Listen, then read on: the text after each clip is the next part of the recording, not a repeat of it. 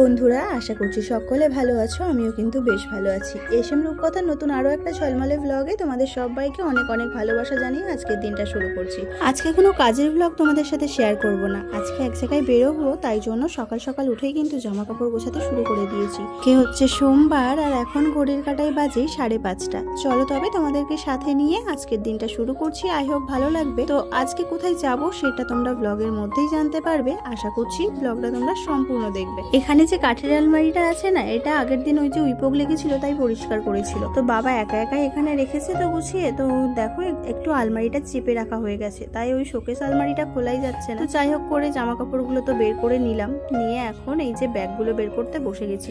আর ব্যাগগুলো না, দুটো ব্যাগ বের করেছি, ভাবলাম ছোট ব্যাগে করে নিয়ে যাব, কিন্তু জামা কাপড় অনেকটা হয়ে যাচ্ছে, ওই জন্য বড় ব্যাগটাই নিয়ে নিলাম। এদিকে দেখো আকাশের কাণ্ড। এই কদিন যা রোদ হয়েছে, ভাবলাম আজকেও মনে হয় রোদ হবে, কিন্তু ফোনে দেখাচ্ছে অনেকদিন ধরে যে বৃষ্টি হওয়ার কথা আছে। এই যে আজকেই হয়ে যাবে এটা ভাবিনি। বাইরে এদিকে মা রান্না বান্না করছে, আর আমরা ঠিক বেরোনোর আগের মুহূর্তে দেখো এখন 8:15 বাজে। আর এদিকে আমাদের ব্যাগপত্র সব গুছিয়ে রেডি করা, জয়কে তুলবো তারপরে। বন্ধুরা চলো এখন বেরোচ্ছি, 10:10 বাজে। আর ছেলেরা আগে চলে গেছে, মানে রাস্তার ধার পর্যন্ত। চলো পরে দেখা হচ্ছে। তো এই দেখো অয়ন তো আগেই রাস্তার ধারে চলে গেছে, আর এদিকে জল হয়ে গেছে, রাস্তা কাদা কাদা, ছোটুকে নিয়ে যেতে পারবো না, ওই জন্যই বাবা আগে আগে ছোটুকে নিয়েও চলে যাচ্ছে। আর এদিকে আমি হেলমেট ব্যাগ সবকিছু নিয়ে, আর বড় ব্যাগটা তোমাদের দাদাভাই নিয়েছিল, তো নিয়ে চলে এসেছি পুরো স্টেশনে। আর রাস্তার মধ্যে ভিডিও করতে পারিনি, কারণ অনেকটাই বৃষ্টি পড়ছিল পুরো রাস্তাটাই, তাই বাইকটা গ্যারেজ করে দিয়ে তারপরে আমরা এসে এই যে ট্রেনে উঠে গেছি। আর আজকে জানি না কটায় পৌঁছাবো। তো দেখো আমি ভিডিও করছি, একটা বউ পাশ থেকে কিভাবে দেখছিল। তো যাই হোক, যার যেটা অভ্যেস, তাই না, ভিডিও করলেই দেখা লাগে। তো চলো এখন আমরা চলে এসেছি শিয়ালদা স্টেশনে। এসে এখান থেকেও আমরা ট্রেনে উঠে জায়গা পেয়ে গেছি। আর দুপুরবেলা হয়ে গেছে, যেহেতু কিছু খাওয়া হয়নি, সকালবেলা তো এক মুঠো ভাত ওরা খেয়ে এসেছিল আর আমি মুড়ি খেয়েছিলাম। তো ট্রেনে উঠে এই যে মশলা মুড়ি নিয়ে নিয়েছি, আর আমাদের ট্রেন কিন্তু ছুটে চলেছে গন্তব্যস্থলে। তো চলো, শিয়ালদার থেকে ট্রেন ছেড়ে দিয়েছে, আর কতগুলো ট্রেন দাঁড়িয়ে আছে, দেখো কত সুন্দর দেখতে লাগছে, তাই না? তো তোমাদের কেমন লাগছে অবশ্যই কিন্তু জানাবে। আর আমার তো বেশ ভালোই লাগছে, অনেকদিন পরে যাচ্ছি। যখন গেছিলাম তখন অয়নকে নিয়ে যাইনি, আর আজকে অয়নকে রেখে দিয়েও যাচ্ছি না। আর পুজো জানি অনেকদিন বাকি আছে এখনো, তাও ওকে নিয়ে যাচ্ছি, কারণ ওকে রাখা মানে এখন একা রেখে দেওয়া যাবে না। বাড়ির ধারে জল সারা দিকে, আর একটুও বাড়িতে থাকবে না, ওই জন্যই ওকে নিয়ে যাচ্ছি। আর কোথাও গেলে ওকে যে রেখে দিয়ে যাব, এটাও কিন্তু খুব খারাপ লাগে। আর ওরও তো একটু ঘোরার ইচ্ছা করে, তাই না? তাই ভাবছি পুজোটা দেখি মামার বাড়িতে যদি কাটানো যায়। এখন কি হবে বলতে পারছি না, তো দেখি কি হয়।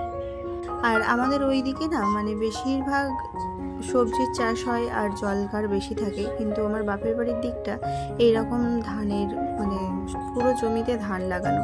আর এদিকে তাল গাছ বেশি, আর কাশফুল তো দেখো কি সুন্দর লাগছে।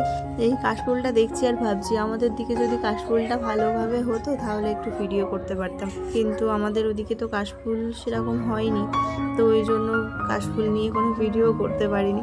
তো যাই হোক, এই কাশফুলগুলো দেখেও অনেক কিছু, মানে দুর্গাপুজো আসলে এই যে কাশফুলের ফোঁটা, এটাই জানিয়ে দেয় যে দুর্গাপুজো চলে এসছে।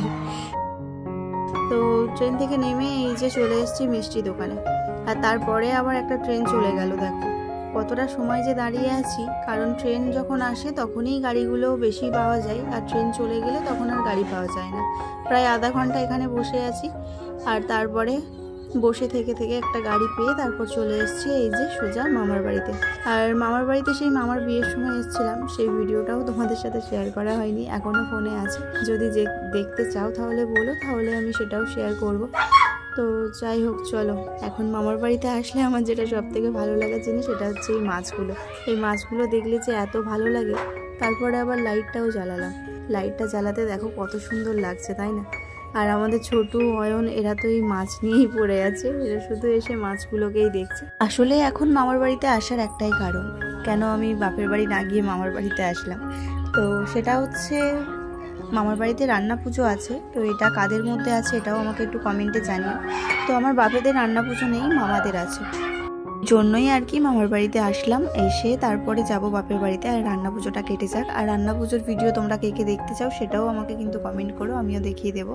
তো চলো এখন এই যে খেতে বসে গেছি, যেহেতু বাড়িতে এখানে এসেছি তখন 4:30 বেজে গেছে। এসে না আর ভালো লাগছিল না, মামি দিয়ে দিল। তো এত খাবার যে কোনটা ছেড়ে কোনটা খাবো বুঝে উঠতে পারছিলাম না। তারপরে ওর মানে তোমাদের দাদাভাই তো বলছিল যে বাড়িতে চলে যাবে, তো মা বলছিল না থাক আজকে যেতে হবে না। তাই আবার মামা মাংস নিয়ে আসলো, মাংস আর লুচি খাওয়া দাওয়া হবে।